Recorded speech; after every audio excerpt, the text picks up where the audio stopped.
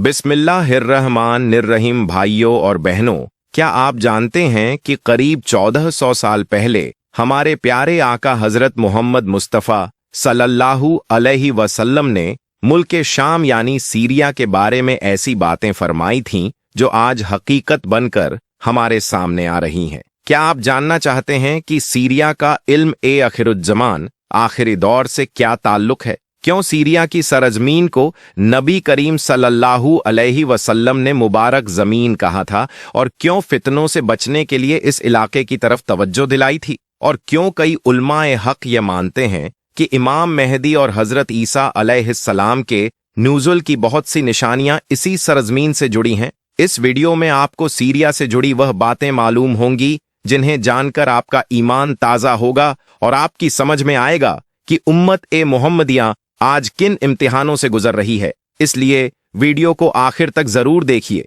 ताकि आप जान सकें कि रसूलुल्लाह सल्लल्लाहु अलैहि वसल्लम की यह पेशगोई हमारे आज के दौर में कैसे पूरी हो रही है और हमें इससे क्या सीखना चाहिए। अल्लाह ताला हमें इल्म ए नाफे अता फरमाए और दीन पर अमल करने की तौफीक अता फरमाए, आमीन। दोस्तों, आज हम उस मुबारक सरजमीन का जिक्र करेंगे जिसे इस्लामी तारीख और अहादीस मुबारका में मुल्क शाम कहा गया है और जिसे आजकल लोग सीरिया के नाम से जानते हैं। यही वह सरजमीन है जिसे रसूलुल्लाह सल्लल्लाहु अलैहि वसल्लम ने बरकतों से भरी हुई जमीन करार दिया था। यह जमीन आज भी नबी करीम सल्लल्लाहु अलैहि वसल्लम के सहाबा ए किराम रज़ियल्लाहु ताला अन्हुम की कुर्बानियों की खुशबू से महक रही है, और यही वो इलाका है जो कयामत से पहले पेश आने वाले अहम अलामात और वाक़ियात का गवाह बनेगा। दोस्तों, शाम की सरजमीन का इस्लाम में एक खास मकाम है। कुरान और अहादीस मुबारका में इस मुबारक जमीन का कई बार तज़किरा आया है। कुरान करीम की सूरह बनी इज़राइल और सूरह सबा में इस इलाके को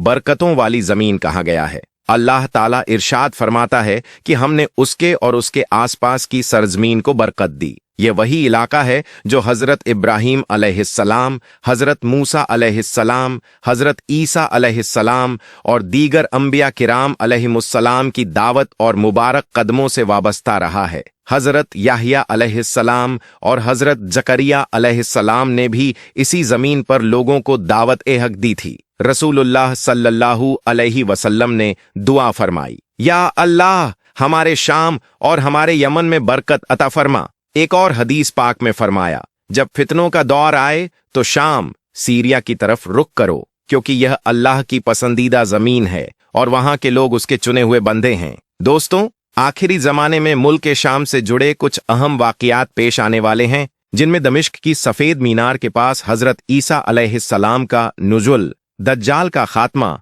और गज़वा ए हिंद का आगाज शामिल है। आखिरी दौर में मुसलमानों का सबसे मजबूत किला भी शाम की इसी सरजमीन पर होगा। इस मुबारक जमीन पर सहाबा ए किराम रज़ियल्लाहु ताला अन्हुम ने दीन ए इस्लाम के लिए अपनी जानें कुर्बान की। हजरत अब्बू उबैदा बिन जरदाह रज़ियल्लाहु ताला अन्हु और हजरत खालिद बिन वलीद रज़ियल्लाहु ताला अन्हु जैसे बहादुर सिपह सालारों के मज़ारात भी यहीं मौजूद हैं। शाम की यह धरती हमें इस्लामी जद्दोजहद और फतह की याद दिलाती है। हजरत उमर फारूक रज़ियल्लाहु ताला अन्हु के दौर ए खिलाफत में यह इलाका फतह हुआ और दीन ए इस्लाम की रोशनी में दाखिल हुआ। दोस्तों, हजरत खालिद बिन वलीद रज़ियल्लाहु ताला अन्हु ने दमिश्क को दीन ए इस्लाम के साए में लाने में अहम किरदार अदा किया। इसके बाद बनु उमैया के दौर में दमिश्क को इस्लामी खिलाफत की दारुल हुकूमत बनाया गया, जो इस्लाम की अजमत और उसकी फतह की ताकत की निशानी बना। फिर जब सुल्तान सलाहुद्दीन अय्यूबी रहमतुल्लाह अलैह ने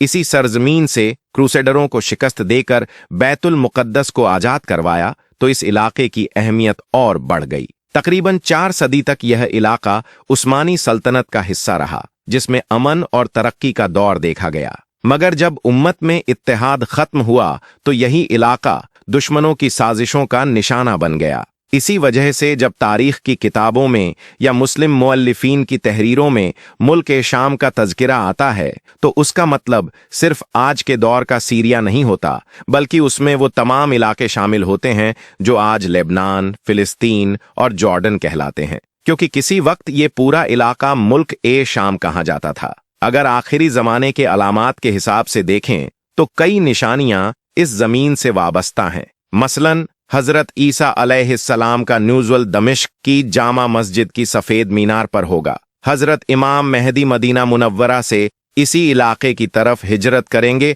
और यहीं उम्मत की रहनुमाई का जिम्मा संभालेंगे। दज्जाल जैसी फितनावार ताकतों का खात्मा भी यहीं पर होगा। इस इलाके की अहमियत का अंदाजा इससे भी लगाया जा सकता है कि सरवर ए कायनात सल्लल्लाहु अलैहि वसल्लम ने इस जमीन के लिए दुआ फरमाई थी और सहाबा किराम से इरशाद फरमाया था कि अगर अहले शाम में फितना उठ खड़ा हो तो फिर उम्मत में खैर बाकी नहीं रहती। यही वजह है कि आज के दौर के बहुत से उलमाए हक और मुफस्सिरीन उम्मत में जारी फितनों और मुश्किल हालात की बड़ी वजह सीरिया में जारी फसाद को भी बताते हैं। अगर मौजूदा हालात को समझना है तो हमें पिछले 100 साल के हालात पर नजर डालनी होगी। जब 1918 में जंग ए अजीम के बाद फ्रांस ने सीरिया पर कब्जा किया और इस्लामी इत्तेहाद के टूटते ही बाहरी ताकतों ने इस इलाके को तकसीम करने की कोशिशें शुरू कर दीं, फिर 2011 में इस्लामी दुनिया के दिल इस इलाके में सिविल वॉर की आग भड़क उठी, जिसने इस्लामी उम्मत को एक और इम्तिहान में डाल दिया। भाइयों और बहनों, अरब बहार के दौरान सीरिया में जब अवाम ने हुकूमत के खिलाफ आवाज उठाई तो ये आवाजें जल्द ही खूनी झड़पों में बदल गईं। बशार अल असद की हुकूमत और मुखालिफ गिरोहों के बीच शुरू हुआ ये इख्तिलाफ एक लंबी जंग में तब्दील हो गया। ईरान और रूस ने असद हुकूमत की हिमायत की, वहीं अमरीका और उसके हामी मुल्क बागी गिरोहों की मदद करते रहे। तुर्की और कुर्द ताकतें भी अपनी सरजमीन की हिफाजत के नाम पर अलग अलग मोर्चों पर लड़ती रहीं। इसका अंजाम ये हुआ कि लाखों मुसलमान शहीद हो गए और करोड़ों अपने घरों से महरूम होकर दर-बदर हो गए। इस्लामी इत्तेहाद की कमी का खमियाजा आज भी उम्मत भुगत रही है। हजरत रसूल ए अकरम सल्लल्लाहु अलैहि वसल्लम ने हमें फितनों और आखिरियत के दौर के बारे में पहले ही आगाह कर दिया था। हदीस मुबारक में आता है कि आखिरी जंग से पहले मुल्क शाम से एक आग उठेगी जो पूरी दुनिया में फैल जाएगी। आज के हालात को देखते हुए दिल कहता है कि शायद यह आग सीरिया में जारी फसाद और खून रेजी से जुड़ी हुई हो सकती है। कुरान और सुन्नत से दूरी, आपसी तफरका, बाहरी ताकतों पर इन्हिसार और इस्लामी इत्तेहाद की कमी, ये सब उम्मत की कमजोरी की वजहें हैं जिनके चलते आज यह हालात पैदा हुए हैं। इसलिए जरूरी है कि उम्मत कुरान ए पाक और सीरत ए नबी सल्लल्लाहु अलैहि वसल्लम की रोशनी में अपने आमाल दुरुस्त करे, बाहरी ताकतों की गिरफ्त से निकलकर आपस में मोहब्बत और इत्तेहाद कायम करे ताकि फितनों से बचा जा सके और इस्लामी ताकत को दोबारा बहाल किया जा सके। दोस्तों, मैं आपसे पूछना चाहता हूं कि क्या आप समझते हैं कि इमाम महदी अलैहिस्सलाम का दौर करीब आ चुका है? अपने जवाब कमेंट में जरूर बताएं। याद रखें, सीरिया की दास्तान महज एक मुल्क की नहीं बल्कि पूरी उम्मत की हालत का आईना है। इससे हमें ये सबक मिलता है कि इस्लामी इत्तेहाद और ताकत के बगैर मुसलमान कमजोर पड़ जाते हैं। हम दुआ करते हैं कि अल्लाह रब्बुल इज्जत सीरिया के हालात में बेहतरी अता फरमाए, वहां के मजलूमीन की मदद फरमाए और हमें फितनों के द्वार में सब्र, इत्तेहाद और दीन की पकड़ मजबूत रखने की तौफीक अता फरमाए। आमीन।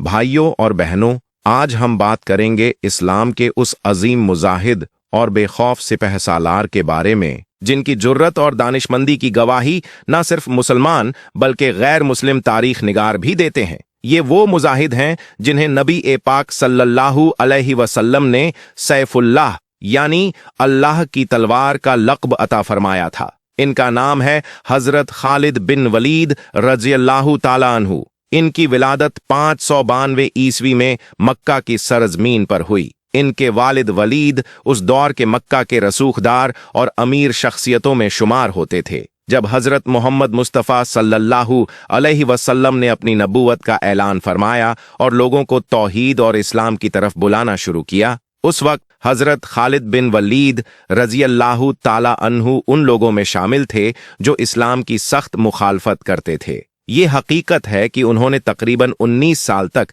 इस्लाम की मुखालफत की और उस दौर में इस्लाम के खिलाफ साजिशें करने वालों के साथ खड़े रहे। उस वक्त ये इस्लाम के कड़े दुश्मनों में गिने जाते थे, मगर अल्लाह रब्बुल इज्जत ने उनके दिल में हिदायत का नूर डाला और वही खालिद जो कभी इस्लाम के खिलाफ थे वही इस्लाम के सबसे बड़े मुहाफिज और अल्लाह की तलवार बन गए। भाइयों और बहनों, हजरत खालिद बिन वलीद रजी अल्लाह ताला अन्हु का शुरुआती दौर ऐसा था कि वो इस्लाम के खिलाफ साजिशों में शरीक रहते और हमेशा इस्लाम को मिटाने की तदबीरें सोचते रहते। उस वक्त वो अक्सर उन लोगों की महफिलों में शामिल होते जो इस्लाम की मुखालफत में लगे रहते थे। मगर अल्लाह रब्बुल इज्जत की कुदरत देखिए कि किसको और कब हिदायत अता फरमानी है, इसका इल्म सिर्फ उसी के पास है।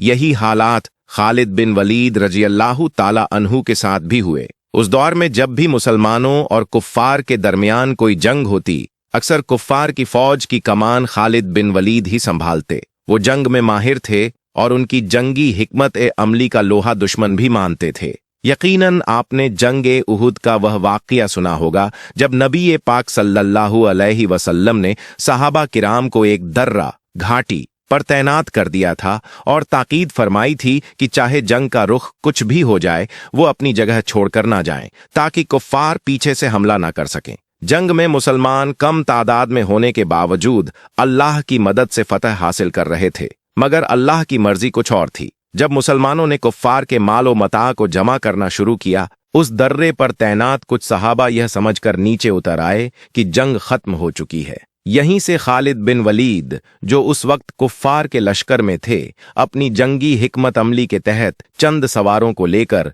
उस दर्रे से मुसलमानों पर पीछे से हमला करने में कामयाब हो गए। उनका यह हमला इतना अचानक और ताकतवर था कि मुसलमानों की फतह हार में बदल गई और मैदान ए जंग का नक्शा बदल गया। खालिद बिन वलीद ने उस वक्त अपनी तलवार से कई मुसलमानों को शहादत के मुकाम तक पहुंचा दिया और कुफ्फार को दोबारा ताकत दे दी। यह सब उनकी जंगी सलाहियत और बहादुरी की वजह से हुआ। हालांकि उस वक्त वो इस्लाम के खिलाफ थे। लेकिन दोस्तों, सुलह ए हुदैबिया के बाद खालिद बिन वलीद के दिल में अजीब बेचैनी रहने लगी। इस बेचैनी की वजह इस्लाम की तेजी से फैलती हुई रोशनी थी। वो देखते थे कि अल्लाह का दीन हर रोज मजबूत होता जा रहा है और मुसलमान कम तादाद में होने के बावजूद बड़ी से बड़ी ताकत को शिकस्त दे रहे हैं। भाइयों और बहनों, हजरत खालिद बिन वलीद रजी अल्लाह ताला अन्हु के दिल में उस दौर में यह सवाल बार बार उठता कि आखिर क्यों कुफ्फार की फौजें बेहतरीन हथियारों और दिलेर सिपाहियों के बावजूद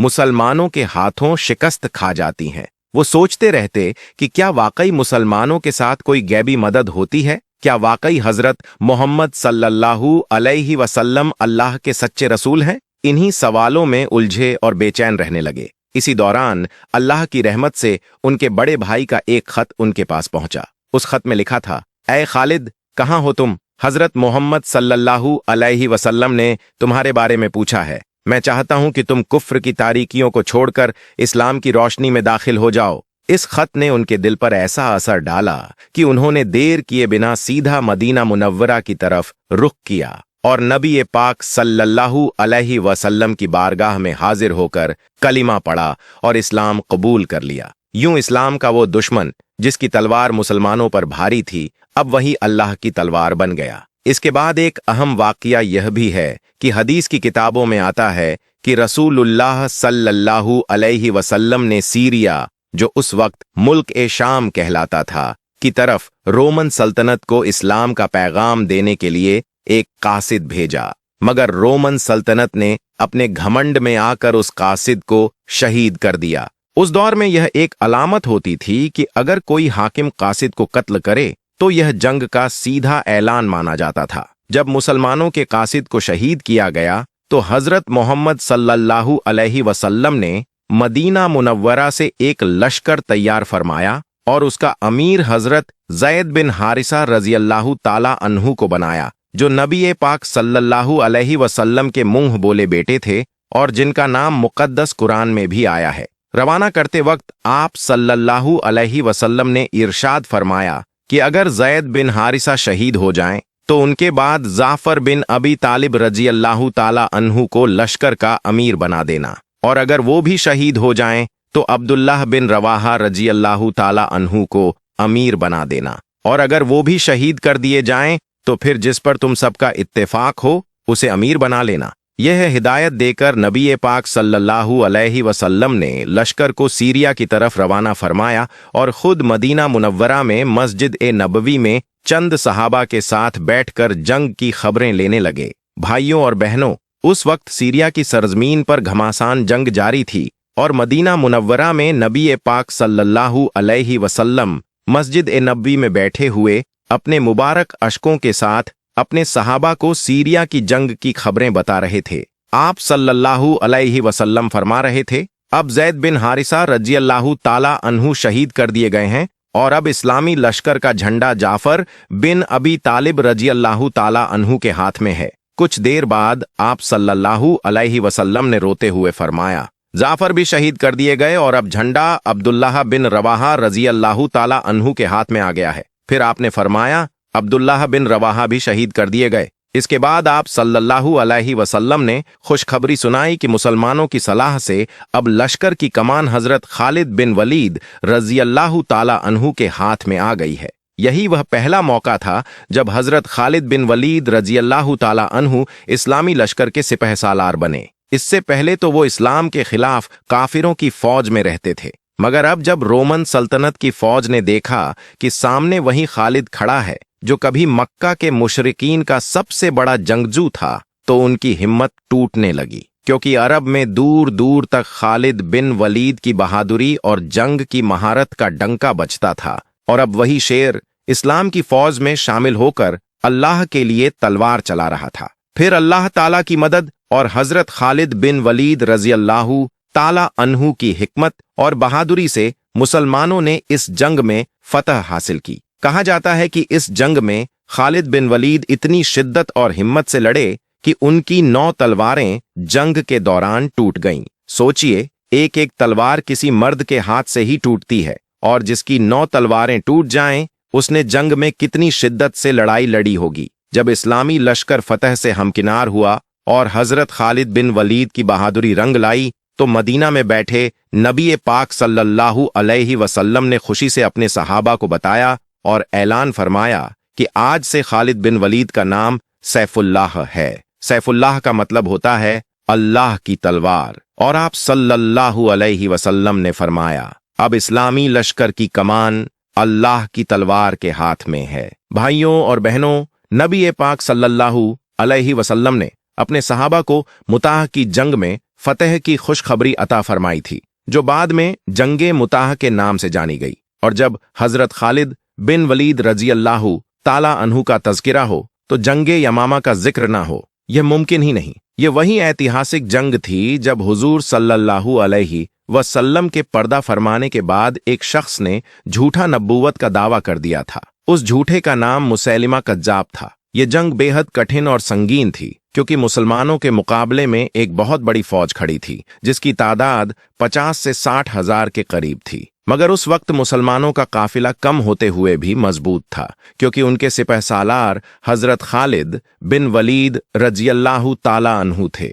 हजरत खालिद ने अल्लाह ताला की मदद और अपनी जंगी तदबीरों से मुसैलिमा की फौज में ऐसी हैबत तारी कर दी कि वह लोग खौफ खाकर अपने किलों में छुपने पर मजबूर हो गए। हजरत खालिद ने उनके किलों का घेराव किया और आखिरकार मुसैलिमा कज्जाब को कत्ल कर दिया, और यूं यह जंग मुसलमानों की फतेह पर खत्म हुई। हजरत खालिद बिन वलीद रज़ियल्लाहु ताला अन्हु खिलाफत ए सिद्दीक के पूरे दौर में इस्लामी लश्कर के सिपहसालार रहे। मगर जब जंगे यरमूक का वक्त आया, उस वक्त तक हजरत अब्बू बकर सिद्दीक रज़ियल्लाहु ताला अन्हु का इंतकाल हो चुका था और हजरत उमर फारूक रज़ियल्लाहु ताला अन्हु खलीफा बन चुके थे। उसी दौरान हजरत उमर फारूक रज़ियल्लाहु ताला अन्हु ने हजरत खालिद बिन वलीद को सिपहसालारी के ओहदे से हटाकर उनकी जगह हजरत अब्बू उबैदा बिन जर्राह रज़ियल्लाहु ताला अन्हु को इस्लामी लश्कर की सरबराही सौंप दी। आज भी कई लोग इस बात को लेकर गलत फहमी में रहते हैं कि आखिर क्यों हजरत उमर ने एक ऐसे जंगी कमांडर को हटाया जिसने मुसलमानों को हमेशा फतह दिलाई। हकीकत यह थी कि हजरत उमर फारूक रज़ियल्लाहु ताला अन्हु का हजरत खालिद बिन वलीद से कोई निजी मामला या अदावत नहीं थी। असल वजह यह थी कि मुसलमानों की लगातार फतहों के चलते कुछ लोगों के दिलों में यह बात बैठने लगी थी कि फतेह सिर्फ खालिद बिन वलीद की मौजूदगी से ही नसीब होती है। अगर खालिद नहीं होंगे तो हम जंग नहीं जीत पाएंगे। इस सोच को खत्म करने और मुसलमानों को यह एहसास दिलाने के लिए कि फतेह अल्लाह ताला की तरफ से आती है, हजरत उमर फारूक रज़ियल्लाहु ताला अन्हु ने हजरत खालिद को उनके ओहदे से हटाकर हजरत अब्बू उबैदा बिन जर्राह को लश्कर का सिपह सालार बना दिया। भाइयों और बहनों, जब हजरत उमर फारूक रजी अल्लाह ताला अन्हु ने हजरत खालिद बिन वलीद रजी अल्लाह ताला अन्हु को सिपह सालारी से हटाने का फैसला लिया तो पूरे मदीना में लोग हैरत और बेचैनी में पड़ गए। लोग आपस में कहने लगे, अरे उमर ने यह कैसे कर दिया? अब मुसलमानों का लश्कर इतनी बड़ी दुश्मन फौज के सामने कैसे टिक पाएगा? अगर हम हार गए तो इसका जिम्मेदार कौन होगा? मगर दोस्तों, अल्लाह ताला की मर्जी कुछ और ही थी। जंगे यरमूक में मुसलमानों ने बड़ी फतेह हासिल की। उस फतेह के बाद हजरत उमर फारूक रजी अल्लाह ताला अन्हु मस्जिद ए नबवी में तशरीफ लाए और लोगों को जमा करके खुतबा फरमाया। उन्होंने कहा, ऐ लोगो, मैं तुम्हारे दिलों से इस गलत सोच को निकालना चाहता था। क्या तुम्हें लगता है कि हमें जो भी फतेहें मिलती हैं वह खालिद की वजह से मिलती हैं? नहीं, बल्कि हमें फतेह खालिद के रब की मदद से मिलती है। कल को अगर खालिद नहीं रहेंगे तो क्या इस्लाम खत्म हो जाएगा? नहीं, इस्लाम तो हमेशा रहेगा, क्योंकि यह अल्लाह का दीन है और यह हमेशा कायम रहेगा। प्यारे दोस्तों, हजरत खालिद बिन वलीद रजी अल्लाह ताला अन्हु ने अपनी जिंदगी में करीब 200 से ज्यादा जंगें लड़ी और वह दुनिया के पहले ऐसे सिपह सालार थे जिन्होंने कभी भी किसी जंग में शिकस्त नहीं खाई। यहां तक कि जब वह काफिरों की तरफ से जंगे उहद में मुसलमानों के खिलाफ लड़े तब भी फतेह उन्हें ही नसीब हुई थी। इस्लाम कबूल करने के बाद तकरीबन 7-8 साल तक वह लगातार अल्लाह की राह में जिहाद करते रहे और इस्लाम के दुश्मनों से लड़ते रहे। जिंदगी के आखिरी दिनों में जब बीमारी ने उन्हें कमजोर कर दिया, वह बिस्तर पर लेट गए। सहाबा किराम उनके इर्द गिर्द जमा हुए। उस वक्त हजरत खालिद बिन वलीद रजी अल्लाह ताला अन्हु की आंखों से आंसू जारी थे। सहाबा ने पूछा, ए खालिद, आप क्यों रो रहे हैं? हजरत खालिद ने फरमाया, मेरे जिस्म का कोई हिस्सा ऐसा नहीं बचा जिस पर तलवार या नेजे का घाव ना हो। मैंने अपनी जिंदगी में सैकड़ों जंगें लड़ी, लेकिन आज मैं बिस्तर पर ऐसे मर रहा हूं जैसे कोई बूढ़ा ऊंट मरता है। मेरी भी ख्वाहिश थी कि मैं अल्लाह की राह में शहीद हो जाऊं, मगर यह नसीब ना हो सका। इस पर वहां मौजूद सहाबा ने कहा, ए खालिद, यह कैसे मुमकिन था? क्योंकि नबी पाक सल्लल्लाहु अलैहि वसल्लम ने आपको सैफुल्लाह यानी अल्लाह की तलवार का लक़्ब दिया था। अगर आप किसी जंग में शहीद होते तो लोग कहते कि देखो, अल्लाह की तलवार टूट गई। लेकिन वह नहीं जानते थे कि जब अल्लाह रब्बुल आलमीन किसी को अपनी तलवार बना देता है तो फिर यह नामुमकिन हो जाता है कि कोई उसे कत्ल कर सके, क्योंकि वह तलवार अब किसी इंसान की नहीं बल्कि अल्लाह की होती है और अल्लाह की तलवार को कोई तोड़ नहीं सकता। यह तलवार हक की नुमाइंदगी करती है। यह तलवार जुल्म के खिलाफ खड़ी होती है। यह तलवार अल्लाह की राह में उठती है और अल्लाह की ही मदद से चलती है। जब इंसान अपनी ताकत और अक्ल पर नहीं बल्कि अल्लाह की मदद और तौफीक पर भरोसा कर लेता है, तब अल्लाह उस इंसान को अपनी ताकत से ताकतवर बना देता है। उसकी हिफाजत फरिश्ते करते हैं, उसकी राह में मुश्किलें आसान कर दी जाती हैं और उसकी हर सांस को अल्लाह की राह में कबूल फरमा लिया जाता है। यही वजह है कि जब अल्लाह ने आपको अपनी तलवार बना दिया तो यह मुमकिन ही नहीं था कि कोई आपको खत्म कर सके या आपके मिशन को रोक सके, क्योंकि अल्लाह जब किसी को अपना बना ले तो फिर दुश्मनों की सारी साजिशें, सारी तलवारें और सारे तीर बेअसर हो जाते हैं। भाइयों और बहनों, अगर आपको यह वीडियो इल्म, हकीकत और हिकमत से भरपूर लगी हो तो इसे अल्लाह ताला की रजा और इस्लामी भाईचारे की नीयत से दूसरों तक जरूर पहुंचाएं, ताकि यह नेक अमल आपके लिए सदका ए जारिया बन जाए। इस वीडियो को शेयर कर दीजिए ताकि और लोगों तक भी यह इल्मी और हिकमती बातें पहुंच सकें और वह भी इल्म ए नाफे हासिल कर सकें। इस वीडियो को लाइक कर दीजिए ताकि हमें हौसला और इस्तिकामत मिले और हम आप तक और ज्यादा इस्लामी मालूमात, हदीस ए मुबारका और कुरानी उलूम पहुंचाते रहे। चैनल को सब्सक्राइब कर लीजिए और बेल आइकन दबा दीजिए ताकि हर नई इस्लामी वीडियो और तालीम ए दीन पर बनी नसीहत आपके पास सबसे पहले पहुंचे और आप उसका फायदा उठा सकें। इस्लामी भाई और बहनों, अपनी दुआओं में हमें भी याद रखिए। अल्लाह ताला आप सभी को इखलास, तकवा और दीन पर इस्तिकामत अता फरमाए। अल्लाह ताला हम सबको दीन और दुनिया में कामयाबी और बरकत अता फरमाए और हमारे गुनाहों को माफ फरमाकर हमें जन्नतुल फिरदौस में जगह दे। जज़ाक अल्लाहु खैरन कसीरा।